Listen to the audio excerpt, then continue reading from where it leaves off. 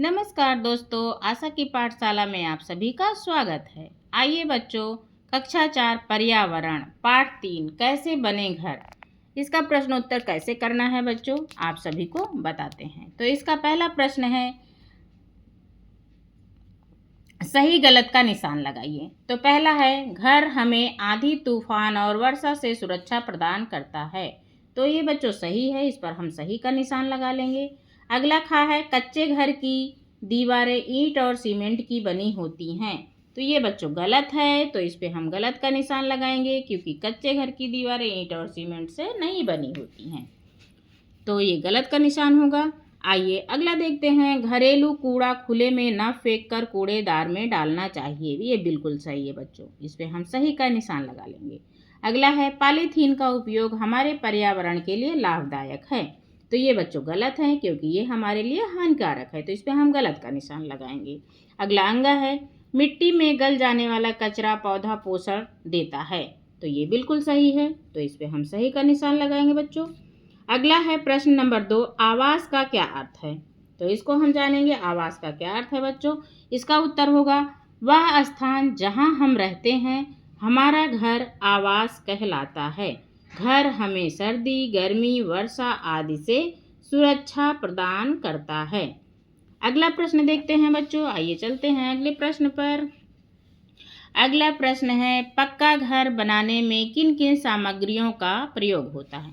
तो इसका उत्तर देख लेते हैं बच्चों। पक्का घर बनाने पक्की ईंटें, सीमेंट, बालू, लोहे की सरिया आदि प्रयोग में लाए जाते हैं। ये इसका उत्तर होगा बच्चों। चौथा प्रश्न देखते हैं, अपशिष्ट पदार्थ किसे कहते हैं। आइए इसका उत्तर लिखते हैं। हमारे दैनिक जीवन में विभिन्न कार्यों के दौरान कई अनुपयोगी सामग्री बचती है, जिन्हें कचरा का अपशिष्ट पदार्थ कहते हैं। अगला प्रश्न है प्रश्न नंबर 5, घर को साफ सुथरा रखना क्यों जरूरी है। बच्चों आप सब जानते होंगे घर को साफ सुथरा रखना क्यों जरूरी है। तो आइए इसका उत्तर देख लेते हैं। घर को साफ सुथरा रखने से घर में हानिकारक कीड़े नहीं पनपते हैं और दुर्गंध भी नहीं पैदा होती है, क्योंकि गंदगी पर मक्खियाँ बैठती हैं और उड़कर खाने वाली चीज़ों पर भी बैठती हैं। इसके कारण अनेक बीमारियां भी फैलती हैं। तो उम्मीद करती हूँ बच्चों ये प्रश्न आपको समझ में आ गया होगा। आइए अगले प्रश्न पर चलते हैं। अगला प्रश्न है प्रश्न नंबर 6, घर में 2 तरह का कूड़ेदान क्यों रखना चाहिए। तो इसका उत्तर देखते हैं बच्चों।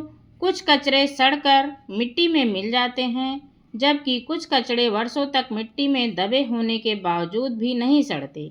इसलिए घर में 2 तरह के कूड़ादान रखना चाहिए।